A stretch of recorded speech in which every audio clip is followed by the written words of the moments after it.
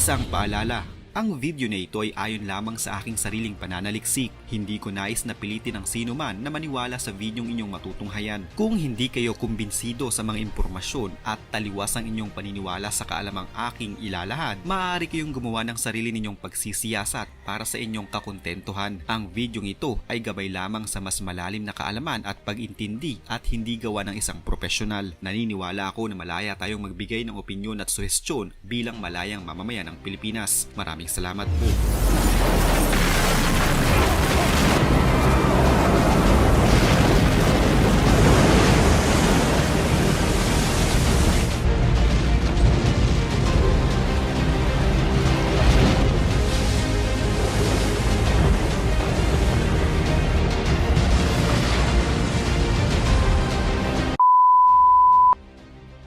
Isa na marahil sa mga manghuhulang inaabangan taon-taon na naglalabas ng kanyang mga prediksyon para sa Pilipinas sa mga susunod na taon ay si Rudy Baldwin.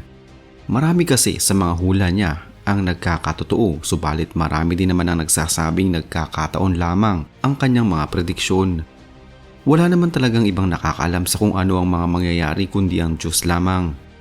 Marami ang nag-aabang taon-taon sa magiging prediksyon ni Rudy Baldwin sa tuwing lilipat ang panibagong taon. Subalit ngayon na halos 2 buwan pa bago matapos ang taong 2024, una nang naglabas si Rudy Baldwin ng kanyang mga prediksyon para sa taong 2025. Ano-ano nga ba ang mga naging prediksyon ni Baldwin para sa susunod na taon? Dapat ba nating ikatuwa o dapat na ikatakot ang mga ito? Para mas maliwanagan tayo, halika't ating alamin ang mga ito. Ayon kay Rudy Baldwin, ang taong 2025 ay isang biblical awakening. Ito ay nangangahulugan ng mga kaganapan sa Biblia at mga nangyari noong unang panahon ay muling mangyayari sa darating na taon. Para sa taong 2025 umano, mas titindi pa ang hamon ng kalikasan.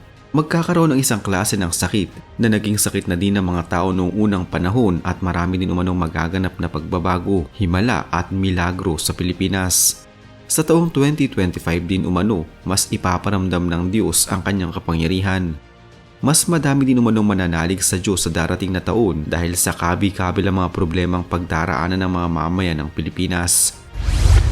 Unang pinagtuon ng pansin sa prediksyon ni Rudy Baldwin ay ang mas matinding hagupit ng kalikasan. Ayon sa kanya, kakaibang kidlat umano ang tatama sa mundo dahil apoy umano ang dala nito. Ang klase ng kidlat na ito umano ay parang lubid ng apoy na bumabakat sa kahit anong tatamaan nito. Ang bansang China umano ang magiging madalas na tatamaan ng ganitong klase ng kidlat sa taong 2025. Sigurado umanong hindi na lamang kuryente ang dala ng kidlat na ito sa taong 2025 kundi apoy na maaring sumunog sa kahit anong tatamaan nito. Hindi din umanong maliliit na kidlat ang mangyayari sa taong 2025 kundi malalaking mga kidlat. Ang klase ng kidlat umano na ito ay ngayon pa lamang masasaksihan ng sanlibutan na kung sino man umanong nilalang ang tamaan nito ay tiyak na hindi na mabubuhay. Isa pa sa nabanggit ni Rudy Baldwin na mangyayari sa taong 2025 na may kinalaman pa din sa hamon ng kalikasan ay ang pananalasa ng mga buhawi para sa taong 2025. Ayon kay Baldwin, ang mga buhawi sa susunod na taon ay kayang tumangay ng isang malaking baka at mga tao. Wala din umanong pinipiling panahon ng mga buhawi na ito. Umulan man o bumagyo, umaraw man o uminit ay bigla na lamang umanong susulpot ang mga buhawi at tatangay ng maraming mga bagay at mga buhay. Ang buhawi din na kayang tinutukoy ay may kalakihan at sa sobrang lala ng pinsala nito ay mapapaisip umano ang mga tao kung katapusan na ba ng mundo. Kung sakali umano makakita ng buhawing ito, mas maigi na lumayo agad kung ayaw mong maranasan ang napapanood mo lamang sa mga pelikula. Isa pa sa hamon ng kalikasan na nakikitang mananalasa ni Rudy Baldwin sa darating na taon ay ang lindol. Magpaparamdam umano ito sa anumang sulok ng Pilipinas maya't maya. Ito'y dahil umano sa papalapit na ang The Big One. Kung ano umano ang naranasang lindol ng Tacloban noon ay malaki ang tsansa sa taong 2025 na maulit muli ito. Pinayuhan niya ang mga taga-Tacloban at Leyte na maghanda dahil kung ano ang mga naranasan nila noon ay muli umano nila itong mararanasan sa darating na taon. Nabanggit din ni Baldwin ang tungkol naman sa Bulkang Taal sa probinsya ng Batangas, kung ngayong taong 2024 ay hindi ito gaanong nakapinsala. Sa taong 2025 umano ay mas magiging malala at malakas ang magiging pagsabog nito. Sa taong 2025 umano mangyayari ang pinakamalakas na pagsabog ng Bulkang Taal makalipas ang maraming dekadang nananahimik lamang ito. Pagkatapos umano ng pagsabog ng malakas ng Bulkang Taal ay may sisibol na bagong isla. Ang islang ito umano ay magiging dambana at maaaring gawing groto ng mga mananampalatayang Kristiyano. Maaari umanong itong lagyan ng mga santo, subalit hindi maaaring dayuhin para pasyalan. Ang magiging daanan umano ng islang ito ay sakto lamang para sa mga taong nais magdasal. Hindi umano ito isang pasyalan kagaya ng isla ng Boracay. Sa islang ito umano ay may tutubong bagong bulaklak at nagliliwanag ito. Ang bulaklak na ito ay misteryoso subalit hindi malaman ng mga eksperto kung paano itong nagliliwanag. Sa tuwing may magtatayo umano ng gusali o kung anumang infrastruktura sa bagong islang ito, ay bigla na lamang itong masisira o guguho sa hindi malamang kadahilanan. Tinukoy din ni Rudy Baldwin ang tungkol naman sa mga bagyong papasok sa bansa sa taong 2025. Ayon sa kanya, dahil sa lala ng mga bagyong mararanasan natin, hindi mapipigilan ng gobyerno ang baha kahit umano-ano pa ang gawin nila. Kaya payo niya, mas maigi umano na maghanda na lamang ng bangka na magiging malaki ang pakinabang sa atin sa oras na manalasa na ang matinding pagbaha. Sa taong 2025, may isang aso umano magiging tila isang bayani dahil sa pananalasa ng isang bagyo. Nagawa daw umano ng aso na ito na makapagligtas ng mag-ina mula sa baha sa pamamagitan ng paghila sa mga ito.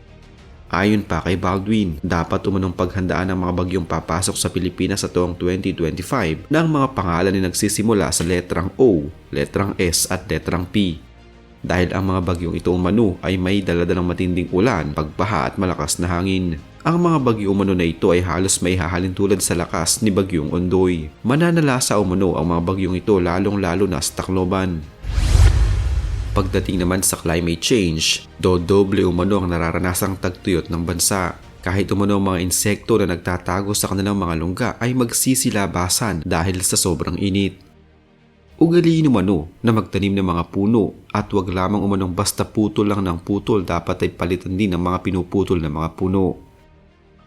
Kung doble ang mararanasan nating tagtuyot sa taong 2025 ay doble din naman ang magiging tindi ng pagbaha sa bansa.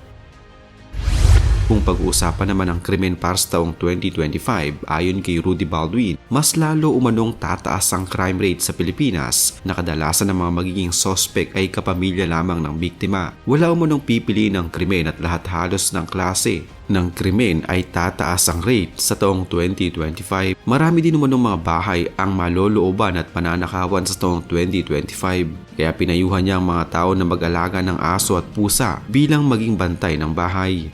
Kung sa matinding pagbaha ay may asong magiging bayani sa taong 2025, pagdating naman sa krimen ay may 3 pusang makakapagligtas umano sa isang pamilya mula sa mga magnanakaw. Sa taong 2025 din umano, maraming mga kakaibang bagay at kababalaghan ang magpapakita o mangyayari sa kalangitan.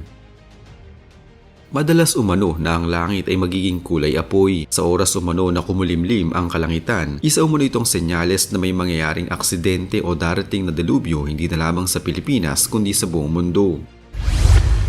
Magiging madalas din umano ang aksidente na mangyayari sa himpapawid tulad na lamang ng mga eroplanong nawawala o bumabagsak para sa taong 2025. Sa darating na taon ay may bagong pandemya ding mararanasan ng Pilipinas na kung saan isang klase ito ng bakterya mula sa ibang bansa na nabubuhay sa hangin. Sa oras umano na malanghap ang bakteryang ito ng tao at pumasok sa loob ng katawan, hindi ito agad na mararamdaman. Kalaunan umano ay may tutubong butlig sa katawan na singlaki ng piso na kapag pumutok ay kulay itim o kulay berde ang dugo. Maaari naman umanong magamot ang bakteryang ito at hindi din makakahawa. Kahit umanong madikit ka sa taong dala ang bakteryang ito ay hindi ka naman mahahawahan. Subalit ang butlig na ito na tumubo sa iyong katawan ay paulit-ulit lamang natutubo dahil na din ang bakterya ay hindi lumalabas sa katawan ng meron na ito. Sa oras na umabot na sa 7 hanggang 8 beses ka ng tinubuan ng butlig, kasunod umano nito ay ang iyong kamatayan. Marami din umanong mamamatay sa Pilipinas dahil sa bakteryang ito. May mga gamot naman para dito subalit sadyang mabilis kumalat ang naturang bakterya sa loob ng katawan ng tao. Mas magiging matindi umano ang tama ng bakterya na ito lalo na sa mga taong may sakit sa puso at sa dugo. Para naman sa mundo ng showbiz, may kilala umanong artista ang mapapasama sa isang aksidente. Ang aksidenteng tinutukoy ni Rudy Baldwin ay mangyayari sa Himpapawid at kasama ang artistang ito na masasawi ang kanya ding direktor. 3 aksidente sa Himpapawid ang nakikita ni Rudy Baldwin na mangyayari sa taong 2025. May isang artista din umano ang madedepress sa darating na taon at makakaisip na kitlin ang kanyang sariling buhay. Isang veteranong artista din ang mamamaalam sa mundo ng showbiz sa taong 2025. Para naman sa mga kababayan nating nagtatrabaho sa ibang bansa, dadami umano ang mga OFW na magiging biktima ng krimen sa ibang bansa. May isa pa umano tayong kababayan na susunugin ng buhay sa kanyang pinagtatrabahuang bansa. Binalaan din ni Rudy Baldwin ang ating mga kababayan na ang taong 2025 umano ay taon ng pagtatraidor at taon ng pagkagahaman. Ang taong 2025 umano ay taon na mangyayari ang mga nangyari sa Biblia. Sa bansang China ay magkakaroon ng maraming pagkasunog habang sa Indonesia naman ay maraming magiging paglubog, pagguho at pagsabog habang ang Pilipinas naman ay mayat may nililindol dahil sa papalapit na The Big One. Sa huli, pinayuhan ni Rudy Baldwin ng mga Pilipino na wag magpapautang sa taong 2025 dahil sigurado umano siyang hindi magbabayad ang iyong pautangin.